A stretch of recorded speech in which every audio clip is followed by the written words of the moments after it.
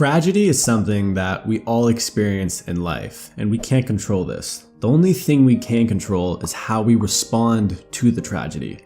I'm going to share with you two different stories, one about a man named Ben and another about a man named Jeff. Let's look at our friend Ben. Ben is a 28-year-old happy man. He works a comfortable 9-to-5 job, he has a dog, he has a house, he has friends and family that all love him, and he has a lovely girlfriend who he is planning on proposing to in the upcoming years.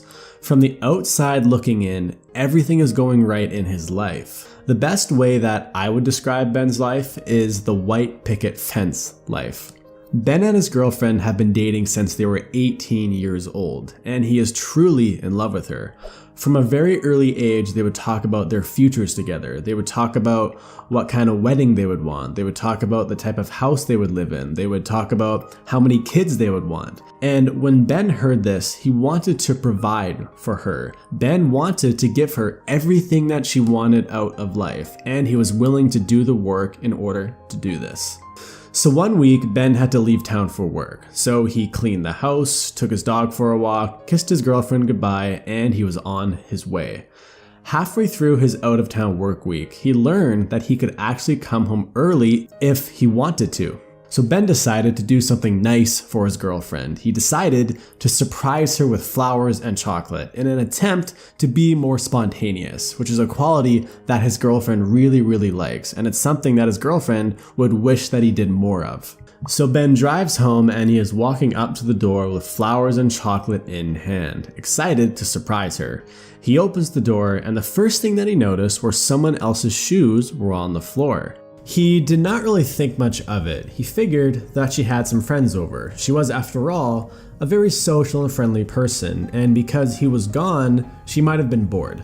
He walked around the downstairs of the house looking for them, but he didn't see anything. But he did see that there was an open bottle of wine sitting on the kitchen counter. He went upstairs to look more, but still, there was nothing. At this point, he was getting a little confused. Was she even home? There was only one room that he had not checked, and that was the bedroom. So Ben goes up to the door and he opens it, still having flowers in hand. And what he saw would haunt him for the rest of his life. He saw the girl that he had been dating for 10 years, the girl who he had said that he was going to marry, the girl that he had planned his future with. He saw this girl in bed with another man. The moment that Ben saw this, his heart sank and he felt his stomach turn in knots. His head began pounding. He felt physically sick.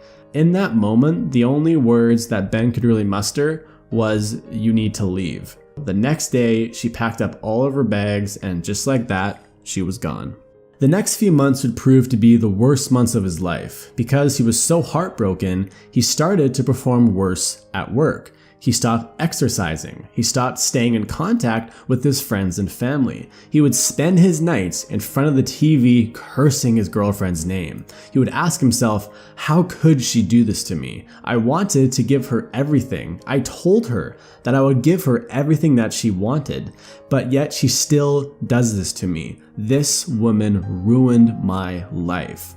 This behavior continued over time, and it got so bad that Ben almost lost his job. And because he could not afford this, he did pull himself together a little bit, and he did just enough not to lose his job. But his mind and body were still only half there. He was never fully engaged in anything that he was doing. He spends the next few years doing a good enough job not to get fired. But he was still miserable and depressed, and he kept blaming his girlfriend for the way his life was.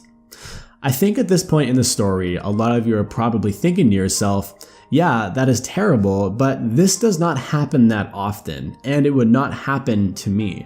And my response to that would be, just wait until you get older. Things change a lot when people get to the stereotypical marriage age, which would be around 28 to 30 years old. And these types of things are much more common later on in life. Let's look at the second story. The second story is the same as the first story up until the point where Ben saw that she was cheating on him. And the character of this story is named Jeff. So when Jeff saw this, he told her to leave, and she left the next day. And of course, Jeff was heartbroken. He cried and didn't understand how she could do this to him. He spent the next few months in pain, crying his life away and cursing his girlfriend. He would ask himself similar questions. How could she do this to me? I wanted to give her everything. But it's at this point when Jeff does something different. Instead of cursing her name and thinking to himself how awful of a person she was, Jeff asked himself a question that 90% of people will never ask. And he asked himself, did I do anything that caused her to cheat on me? So Jeff actually got his phone and he called his ex-girlfriend. She was a little stunned to hear his voice, and when Jeff asked her the question, she responded with, I don't know. I guess I just lost attraction to you. I'm sorry. So instead of continuing to be depressed, Jeff made a commitment to start working on himself. He started to try and make himself a more attractive man, a better man. Jeff started off very small. He simply started going to the gym again on a regular basis, and he did that for a few months. Then he started to clean up his diet a bit, and he did that for a few months. Jeff also started to regain focus on his job, and he started to perform better. When he felt okay about his job and his physical health, he even started to look up ways to start making more money on the side, because Jeff had always dreamed about starting his own business. When Jeff was with his girlfriend, they would cuddle up with each other and watch Netflix in the evenings, and that's just what they did every single night. But now that she was gone, Jeff had way more time to work on himself and his own business. As a result of this extra work though, he started to have some sleeping issues. So he started to look up ways to sleep better. He started to meditate before bed to calm his mind. He liked the way meditating made him feel, so he started to meditate in the mornings. And because of this, he became a less stressed person. Months went by of Jeff putting in a little bit of work every single day, and eventually he saw some results. But he still wasn't happy with how fast it was growing, and he wanted to find ways to grow even faster. On the weekends, he started to network and meet other successful people. He started to pick up new hobbies like golfing and boxing. Jeff even met an older man that he shared his story with, and this man could really relate to his story. So much so that this man became Jeff's mentor, and he helped him grow his small business to the point where he started to make more money from that than from his normal job. So as a result of this, Jeff actually quit his 9-to-5 job. And with his newfound freedom, Jeff did something that he had always dreamed of doing since he was a kid, which was moving to Italy to study Italian. Jeff had originally given up on his dream of doing this because he was in a committed relationship and he had a 9-to-5 job, he was very comfortable, and it just didn't make sense. But because his girlfriend was gone, because of his new online business, he decided to pack his bags and move to Italy for 6 months. So as Jeff was sipping a beer on the beach with his laptop in his hand, looking into the deep ocean with the sun out, he had felt something that he had not felt in a long time, which was happiness and gratitude.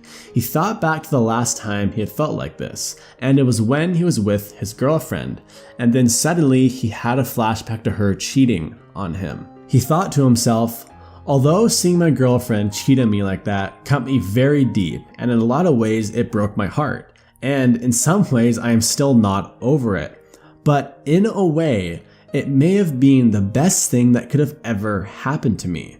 If that didn't happen to me, I would have never started working out on a regular basis. I would have never improved my diet. I would have never had time to start my own online business. I would have never had the ability to come to Italy and fulfill my dream. I would have continued to work at my job and spend my evenings watching Netflix with my girlfriend in my comfortable state.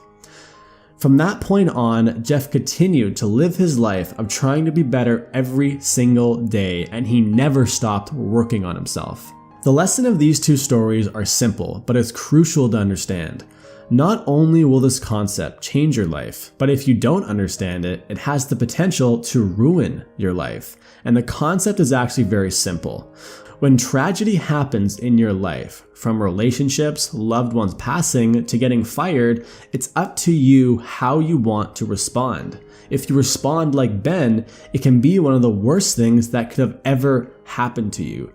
But if you respond like Jeff, it could be one of the best things that could ever happen to you. I'm not saying you shouldn't cry. I'm not saying it's bad to let yourself experience the emotions and to take time off, but it's important to understand that you can't spend the rest of your life in that state. You will eventually have to accept your reality and move on with your life. If you enjoyed this video, please be sure to leave the video a like and of course, subscribe to the channel. Thanks for watching and I'll see you in the next one.